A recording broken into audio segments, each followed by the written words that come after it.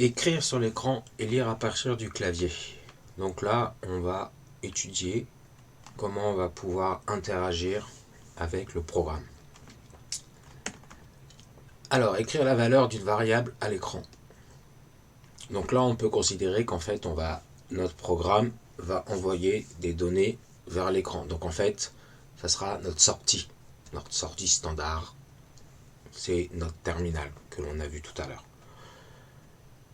Et on va avoir le pendant, les données d'entrée que l'utilisateur va saisir au clavier. Alors pour afficher une chaîne de caractères dans le terminal à l'écran, en fait on a vu tout à l'heure qu'on avait la fonction d'affichage system_out_println.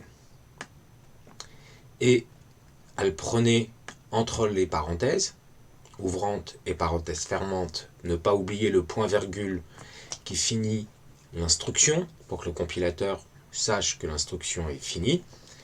On a ici la variable n contient entre guillemets qui est en fait double cote, qui est en fait une chaîne de caractères littérale. On a notre opérateur de concaténation de chaînes de caractères qui est le plus en Java. Et ici n qui est notre variable. On imagine que précédemment on a déclaré et initialisé une variable qui se nomme n. Et donc là, comme elle n'est pas entre double cote, entre guillemets, dans ce cas-là, on va afficher la valeur de la variable. Puis après, on concatène avec la chaîne de caractères. Double cote, je vous rappelle, c'est chaîne de caractères. Simple cote, c'est quand on veut définir la valeur d'un caractère. Donc là, notre chaîne de caractères qui contient simplement le point. System.out.println fait un retour à la ligne. C'est le ln qui indique ça. Si on a system.out.print, on affiche la chaîne de caractères sans retourner à la ligne, c'est-à-dire que la prochaine ligne qu'on va afficher, la prochaine chaîne de caractères que l'on affichera, se trouvera sur la même ligne. Alors on va voir un peu plus tard en finale que system, en fin de compte, c'est une classe qui est fournie justement par notre JDK. On y reviendra dessus puisque ce n'est pas on n'a pas encore étudié la notion de classe. Mais il faut savoir que système est une classe utilitaire. D'ailleurs, on peut très bien le regarder si l'on vient ici, dans notre IDE. Si vous mettez la souris sur, par exemple, système, ici, vous affichez la documentation constructeur de Oracle, du JDK, et notamment de ses composés. Donc là, il nous envoie directement sur le code en ligne, en espérant qu'il ne mette pas trop de temps.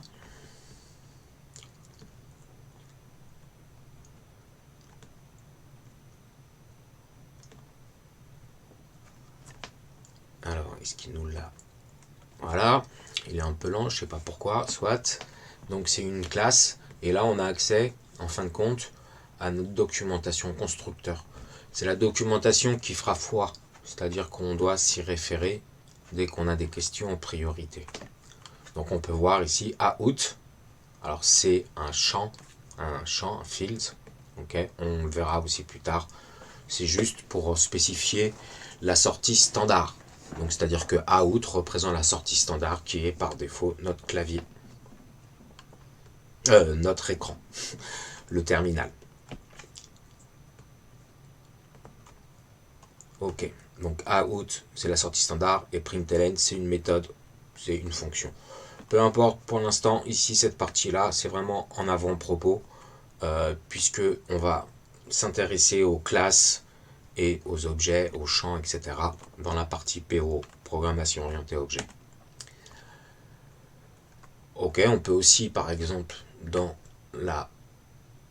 le paramètre de notre println, d'accord, spécifier une expression. Je vous encourage vraiment pas à faire ça. Donc c'est juste que pour vous spécifier que c'est possible de le faire. Alors aussi j'aimerais qu'on voie un outil, autant l'introduire dès maintenant. c'est un outil qu'on appelle un debugger. Alors on va utiliser au fur et à mesure un peu plus quand on sera notamment sur la programmation orientée objet, mais c'est toujours intéressant de voir les outils assez tôt. Alors un petit programme, rien de délirant. Ok, ici j'ai simplement déclaré un entier identifiant n initialisé à 4.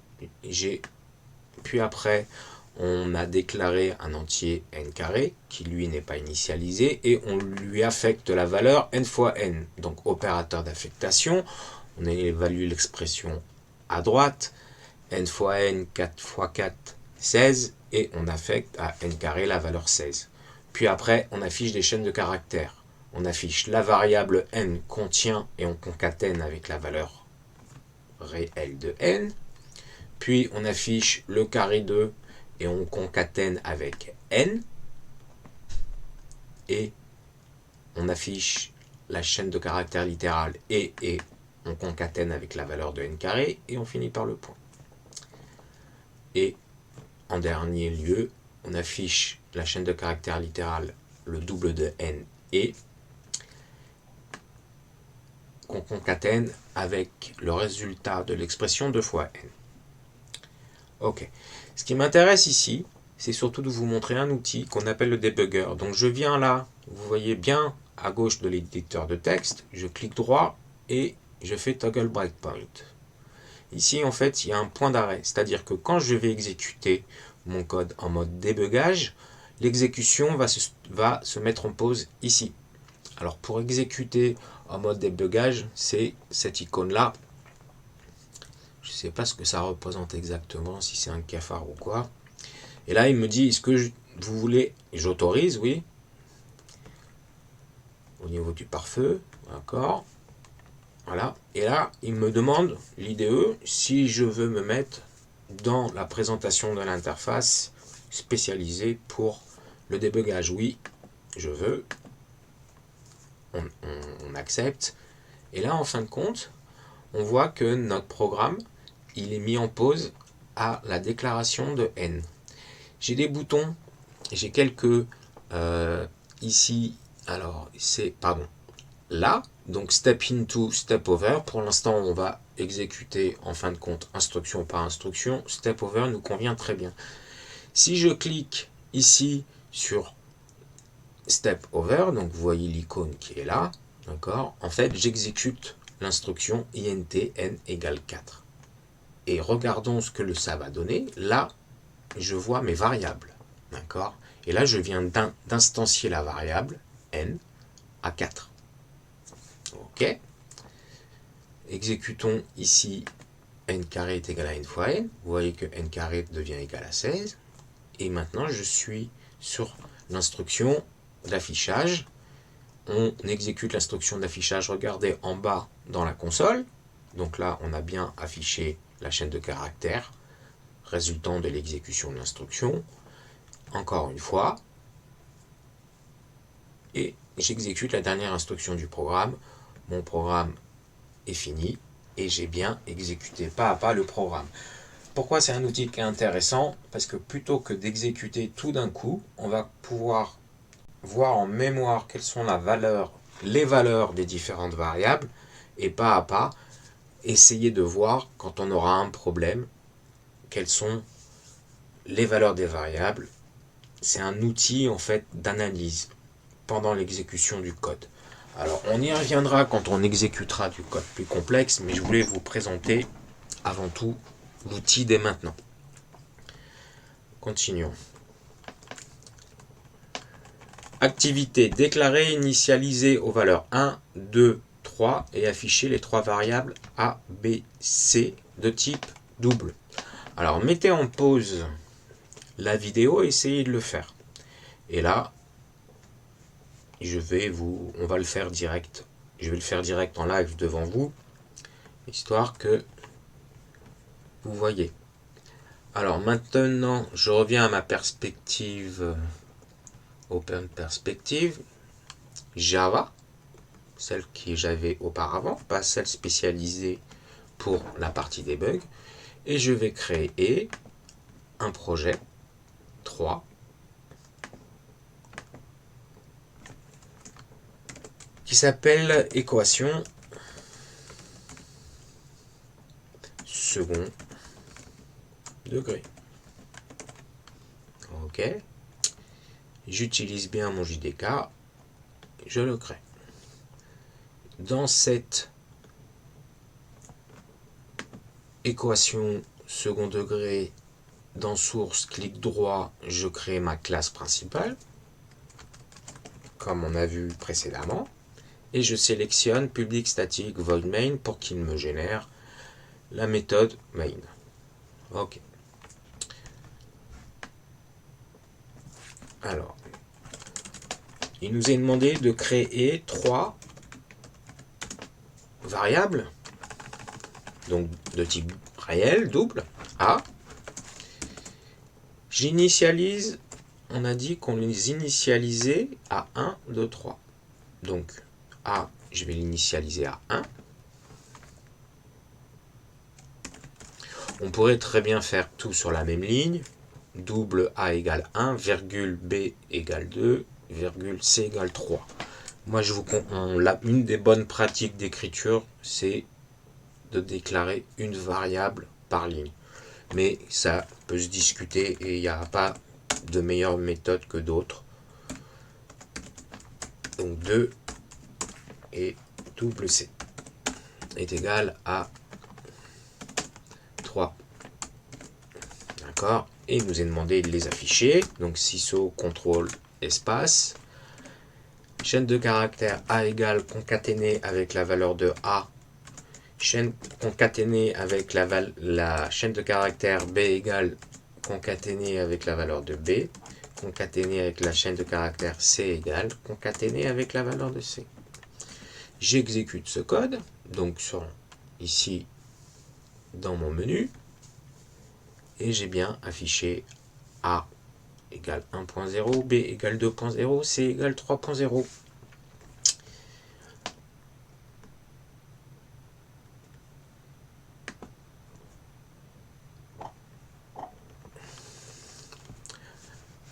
Petit exercice, donc affiche les différents programmes, commençant par le premier, A.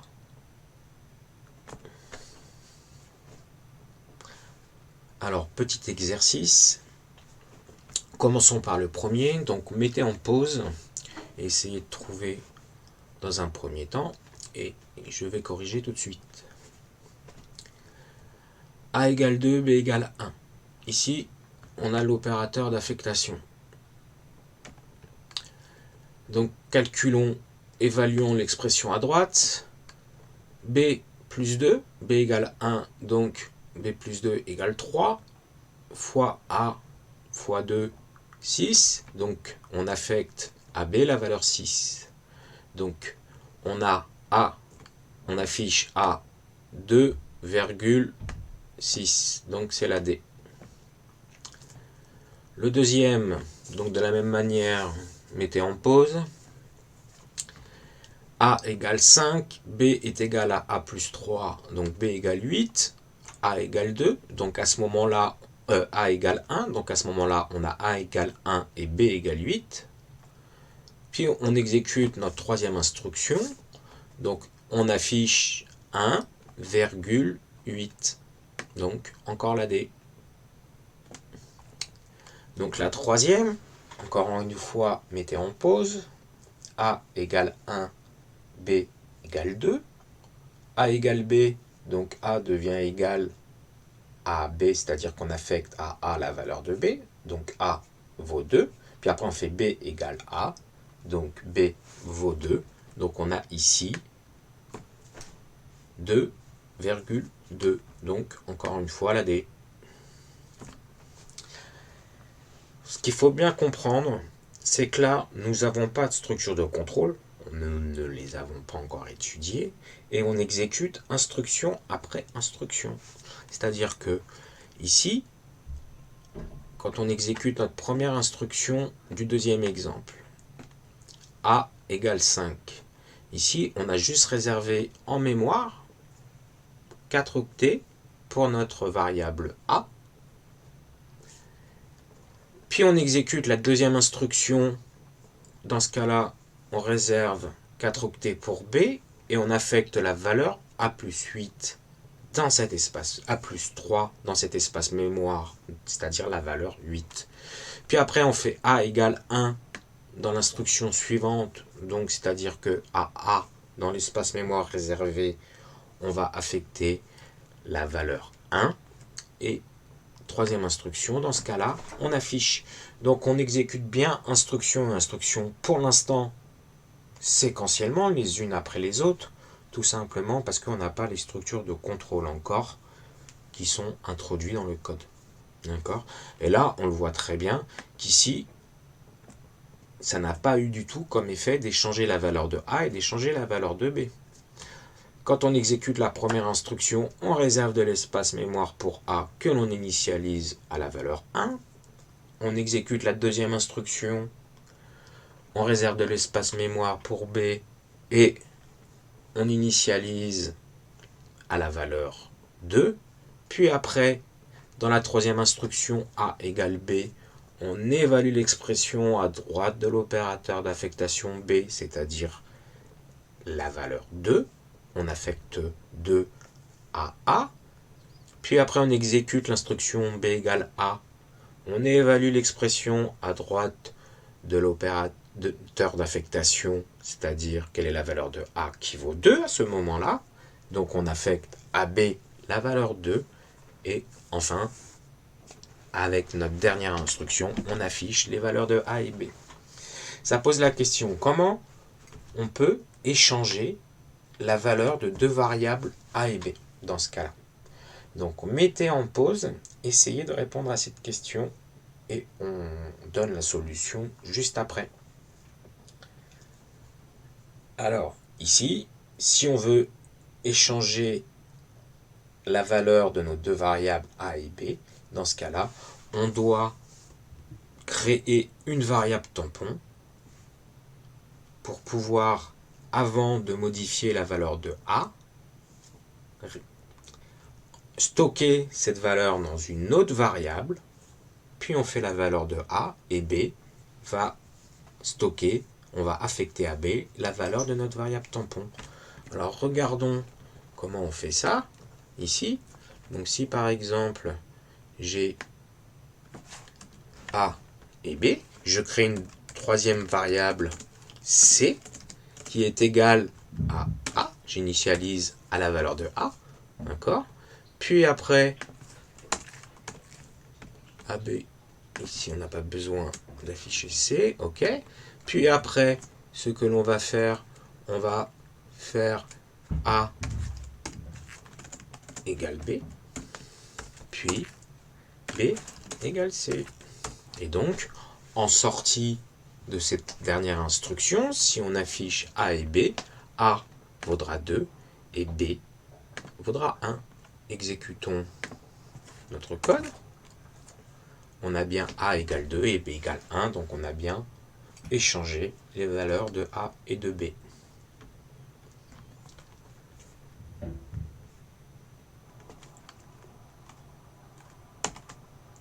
Notion de package. Alors, je vous en parle dès maintenant, puisque on va, pour pouvoir lire, on va devoir importer du code. C'est-à-dire utiliser du code qui nous est fourni par le JDK. Ce que l'on a vu d'ailleurs, ici, on a vu qu'on avait importé des librairies, c'est-à-dire du code. Donc là, on va devoir importer du code, et pour importer du code, il faut qu'on parle de la notion de package. Alors on va en parler très rapidement, et c'est une notion qu'on reverra bien entendu plus en profondeur, puisque on va aussi créer des packages un peu plus loin dans le cours. Donc en fait, il existe une multitude de classes qui sont ordonnées par package. Notamment, donc un package, un paquet en français, c'est un ensemble de classes. C'est tout ce que c'est. On n'a rien besoin de savoir plus pour l'instant, sauf que pour pouvoir utiliser ces classes, c'est-à-dire utiliser ce code qui existe déjà, nous devons importer les paquets. Ici, par exemple, vous avez import java.util.scanner. Et scanner, c'est la classe, une classe celle qu'on va utiliser dans un premier temps, qui va nous permettre de lire des données à partir du clavier. Donc on aura besoin d'importer, de faire import java.util.scanner. Alors, oui, lire au clavier. Donc pour lire au clavier, alors je pourrais pas tout vous expliquer puisque la fin des explications sera quand on va étudier les classes. D'accord? Donc prenez-le pour l'instant, certaines choses comme ça. D'accord? Et après on ira quand on fera au niveau des... On étudiera les classes, tout vous apparaîtra clair à ce moment-là. En fait, pourquoi je parle de ça, c'est parce que là, on va utiliser un opérateur d'instanciation. C'est ce qui nous permet de créer des variables complexes de type objet. Pour l'instant, oubliez ce que je viens de vous dire. Si on veut pouvoir lire des données à partir du clavier, on le fait par scanner, notre classe scanner. Pour pouvoir utiliser cet outil-là, scanner, qui nous permet de lire à partir du clavier, il faut qu'on importe. Importe, donc, c'est-à-dire en haut du fichier, qu'on écrive import java util scanner. Ok, une fois qu'on a importé cette classe-là, on peut l'utiliser. En fait, on va créer un objet, alors créer une variable, qui ne sera pas de type int, etc., comme on a vu auparavant, mais qui sera de type scanner. Et cette variable, on va l'initialiser new scanner system int. Donc system int, là, ça représente en fin de compte notre clavier, c'est-à-dire que c'est l'entrée standard.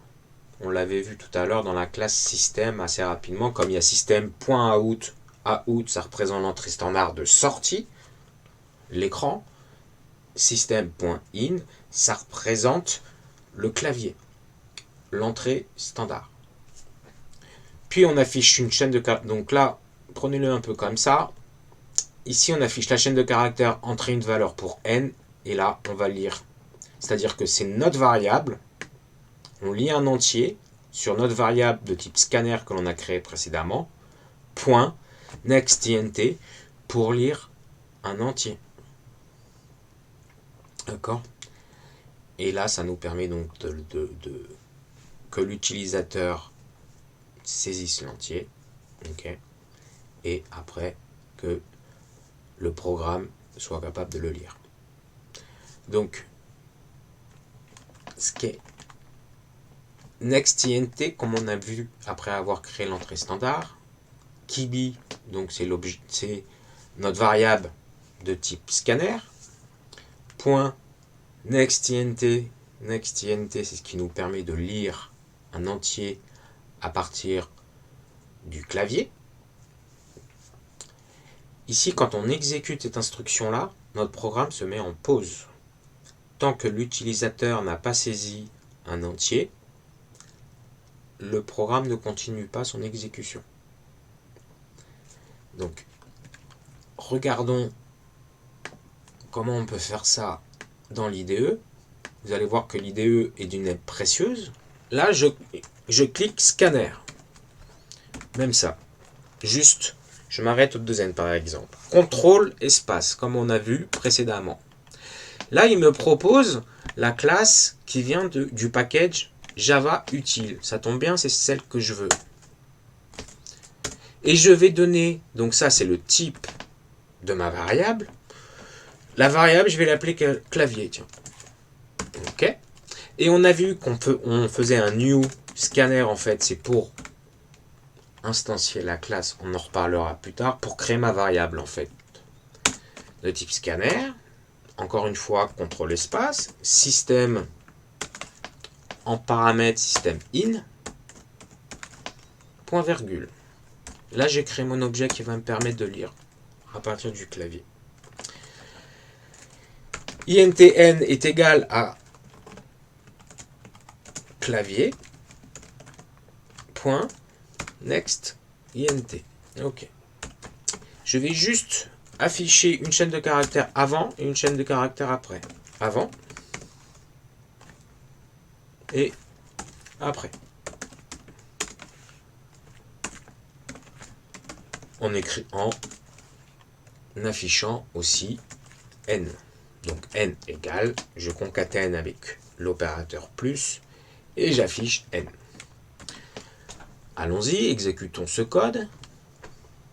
Là, on a bien exécuté notre scanner avec l'importation qui a été faite par l'IDE, puisque c'est lui qui nous a proposé la classe scanner du package java.util. Donc quand on a accepté, il nous a fait l'import automatiquement.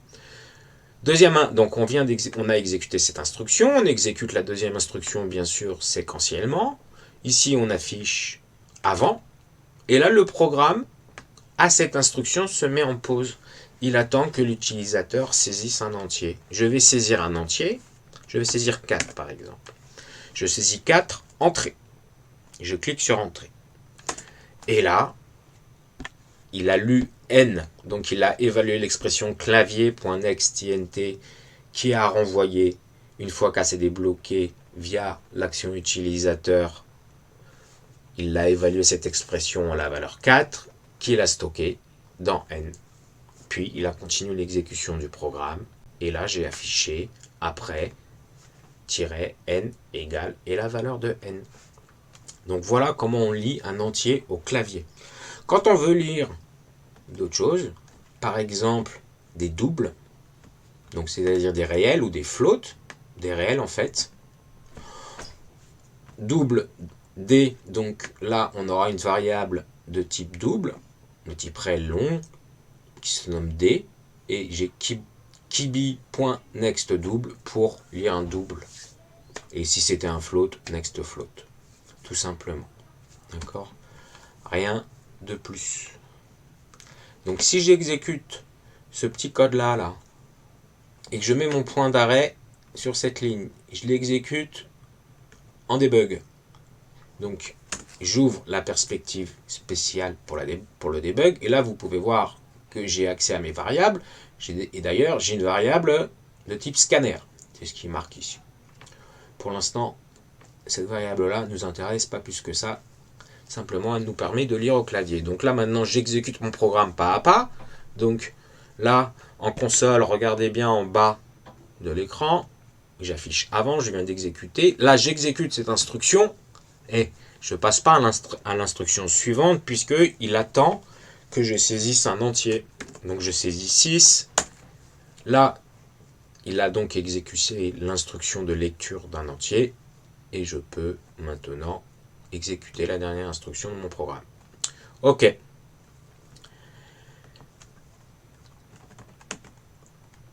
Si on veut lire une ligne complète, c'est-à-dire je veux lire une chaîne de caractères, on utilise nextLine. D'accord? Et après, je peux afficher ma chaîne de caractères. Par exemple, si dans mon petit programme, ici, je saisis une chaîne de caractères, je vais l'afficher directement en fin de compte. Donc, on a dit que c'était nextLine. Et ici, j'affiche ma chaîne de caractères directement. Donc, chaîne égale plus là et là après. J'exécute ce code. Alors, il me met... Oh oui, pas. J'ai oublié un guillemet. Donc là, vous avez vu une petite erreur. Et là, je vois qu'il y a une erreur de compilation puisqu'il me souligne après en rouge. Donc, et là, j'ai pas fermé la chaîne de caractères. Donc, il peut pas comprendre. Lui, il est très bête. Si je lui mets pas exactement le code que lui comprend, il me met une erreur de compilation. En gros, il comprend pas ce que je lui ai demandé ici d'afficher la chaîne de caractères, mais la chaîne de caractères n'est pas fermée. Donc je la ferme et j'exécute. Ok. Donc j'ai avant, et là j'ai pas encore saisi la chaîne de caractères, donc cette instruction là en fait me retourne rien en fin de compte. Pour l'instant. Si je saisis par exemple bonjour, il m'a affiché chaîne égale bonjour, il a fini l'exécution de l'instruction et il a affiché après. Donc voilà comment lire une chaîne de caractères. Alors, si par exemple, il y a une petite difficulté, alors je veux vous en parler maintenant, même si c'est pareil, tout le monde est tombé dessus, donc c'est pas très important dans le sens où c'est une nuance, une petite complexité dans un cas particulier, donc c'est pas quelque chose de fondamental, mais c'est bien de le voir au moins une fois assez rapidement. C'est-à-dire que si ici je lis un entier, int n est égal à clavier point next int, ok. Par exemple, après je veux l'afficher, donc système out.println et n égale, je le concatène avec la valeur de n. Ok. Là, si j'exécute ce programme, donc je lis d'abord un entier, puis après une chaîne de caractères, là, regardez, la chaîne est vide. Pourquoi? C'est-à-dire que là, au final, alors pour aller assez vite, quand vous lisez un entier, ce que vous avez tapé au clavier n'est pas lu. Ce qui est lu en mémoire, c'est l'entier et il reste le retour à la ligne quand vous avez appuyé entrée. Il reste le entrée que vous avez appuyé dans la mémoire alors pour faire simple, dans la mémoire entre le clavier et le programme. Donc après, quand il veut lire une chaîne de caractères, c'est-à-dire qu'il va lire jusqu'à justement que vous ayez tapé entrée, et comme quand vous lisez un entier, le entrée n'est pas consommé, en fin de compte, c'est ici la lecture de la ligne jusqu'à l'entrée qui est lue, donc c'est-à-dire une chaîne vide.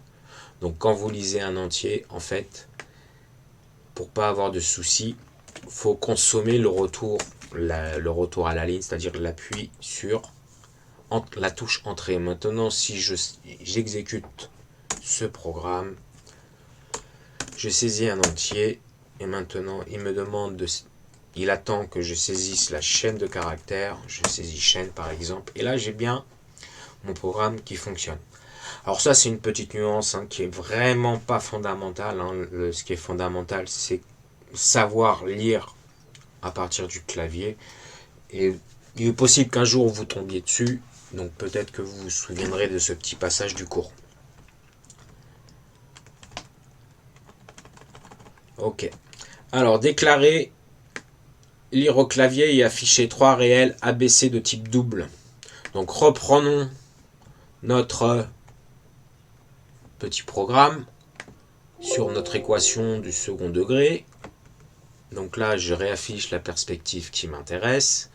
Équation du second degré, donc c'était avant. Tac. Donc reprenons, voilà, très bien, Y, tac. Et on va afficher nos 3. D'accord. Et ce que l'on veut maintenant, c'est lire A, B et C au clavier.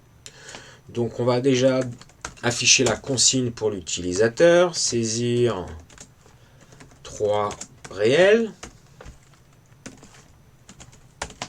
Ok. Puis après, on va lire nos 3 réels. A est égal, donc on a dit que c'était des doubles, donc on va aller utiliser next double. Donc déjà, il faut que je crée ma variable de type scanner, qui est un outil qui me permet de lire au clavier. Donc clavier est égal à, donc on a dit new. On verra exactement pendant la programmation orientée objet pourquoi. System in.